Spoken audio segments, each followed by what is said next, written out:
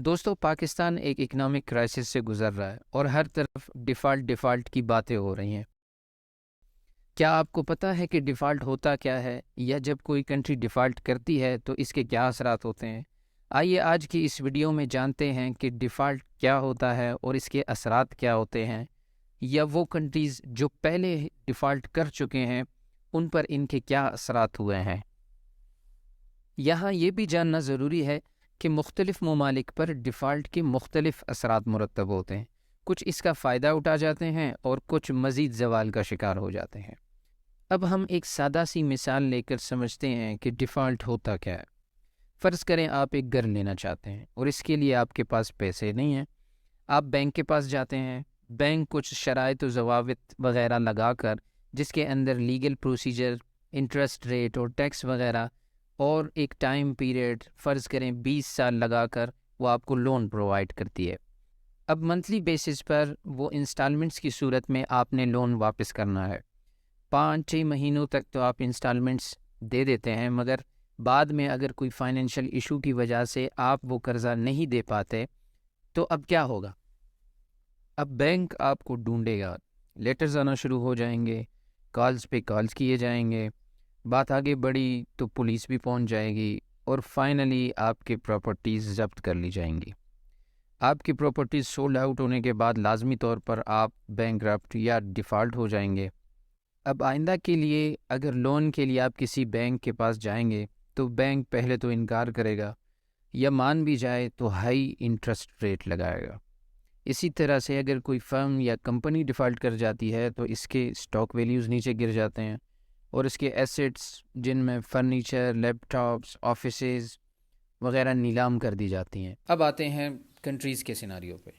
Countries کا case تھوڑا سا مختلف اور پیچیدہ ہے، کیونکہ ایک ملک کی اکانومی پر بہت سارے عوامل اثر انداز ہوتے ہیں، جن میں political stability, corruption index level, legal system, revenue generation, یا reliable peaceful atmosphere for investors وغیرہ شامل ہوتے ہیں۔ کسی بھی ملک کو اپنے قرضے یا سوشل سروس کمٹمنٹس ادا کرنے کے لیے پیسہ چاہیے ہوتا ہے۔ ٹریجری ڈپارٹمنٹ ملک کی مالی حالت کو مینٹین رکھتا ہے۔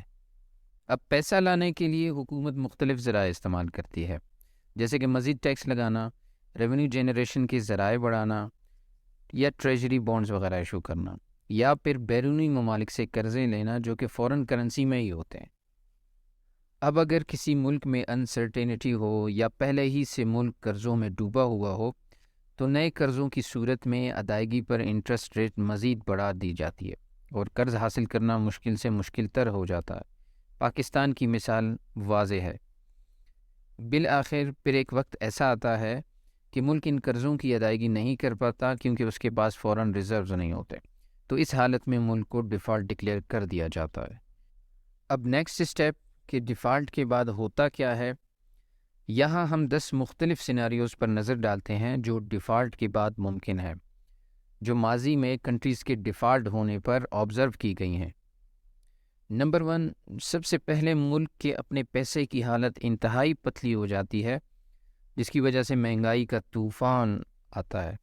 ضرورت کی وہ چیزیں جو باہر سے امپورٹ کی جاتی تھی اب امپورٹ کرنا مشکل ہو جاتا ہے، ان اشیاء کی انتہائی قلت پیدا ہو جاتی ہے۔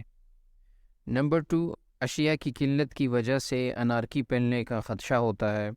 ذخیرہ اندوز اور طاقتور طبقہ جس کا بھرپور فائدہ اٹھاتے ہیں، مظاہرے، احتجاج، ہنگامے اور توڑ پھوڑ وغیرہ کی صورتحال دیکھنے کو ملتی ہے۔ نمبر 3، ڈیفالٹ کے بعد ملکوں کو کچھ آسٹیرٹی میئرز بھی لینے پڑتے ہیں، ٹیکس بڑھائے جاتے ہیں، بیرونی قرضوں کی ادائیگی کے لیے کچھ ایکسٹینشن مانگ لی جاتی ہے جو کہ ملتی بھی ہے، یا پھر کچھ دوست ممالک اپنے قرضے معاف بھی کر دیتے ہیں۔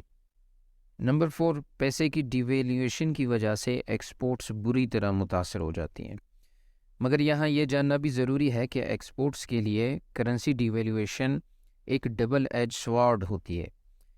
جب سروسز اینڈ پروڈکٹس سستے ہوتے ہیں تو ان کی ڈیمانڈ مارکیٹ میں بڑھ جاتی ہے، اسی لیے باہر کے کسٹمر سستے چیزوں کی وجہ سے ڈیفالٹڈ کنٹری کے پروڈکٹس لینا پریفر کرتے ہیں۔ نمبر 5، کرنسی ڈی ویلیویشن کی وجہ سے فورن انویسٹرز کے لیے لوکل مارکیٹ میں لیبر بہت زیادہ سستا ہو جاتا ہے، جس کی وجہ سے وہ ڈیفالٹڈ کنٹری کا رخ کرتے ہیں۔ نمبر 6، پیسے کی قیمت گرنے کی وجہ سے ٹورزم انڈسٹری کو بوسٹ ملتی ہے۔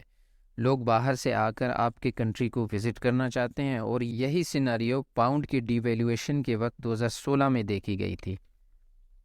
تو اس سے پتہ چلتا ہے کہ ڈیفالٹ ہونے کے پازیٹیو اسپیکٹس بھی موجود ہیں۔ نمبر 7، عوام یا لوگوں کی طرز زندگی، جسے ہم لیونگ سٹینڈرڈ کہتے ہیں، انتہائی گر جاتی ہے۔ لوگ انسرٹینٹی کی وجہ سے بینکوں سے اپنے پیسے نکال لیتے ہیں، جس کی وجہ سے بینکس بھی ممکنہ طور پر ڈیفالٹ کر جاتے ہیں۔ اب فورن کرنسی کے ساتھ ساتھ لوکل کرنسی پر بھی ڈیفالٹ کرنے کے خطرے لاحق ہو جاتے ہیں۔ نمبر 8، اسٹاک مارکیٹ کے کریش ہونا تو طے ہے، کیونکہ خریدار تو ملنے سے رہے اور بیرونی کاروباری طبقہ حالات کے سنبھلنے کا انتظار کرتا ہے، اس لیے تب تک no business with you. Number 9، G D P slow down ہو جاتی ہے اور کنٹری کا ریپوٹیشن انتہائی گر جاتا ہے، اور مستقبل میں قرض اور قرضداری وغیرہ بہت مشکل ہو جاتی ہے۔ نمبر 10، 10ویں ممکنہ بات یہ ہو سکتی ہے کہ ڈیفالٹڈ کنٹری کے فورن ایسٹس وغیرہ سیز کر دیے جائے، مگر اس کے چانسز بہت ہی کم ہوتے ہیں۔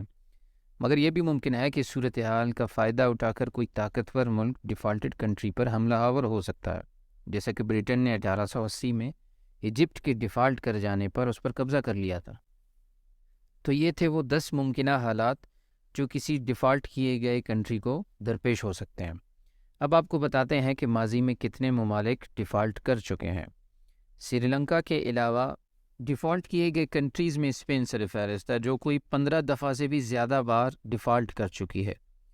اس کے علاوہ ایجپٹ 1880 میں ڈیفالٹ کر چکی ہے، فرانس 1998 میں، میکسیکو 1994 میں، رشیا 1998 میں، ارجنٹینا 2001 میں، ایکواڈور 2008 میں، گریس 2015 میں، وینزویلا 2017 میں، اور حالیہ سری لنکا 2022 میں ڈیفالٹ کر چکی ہے۔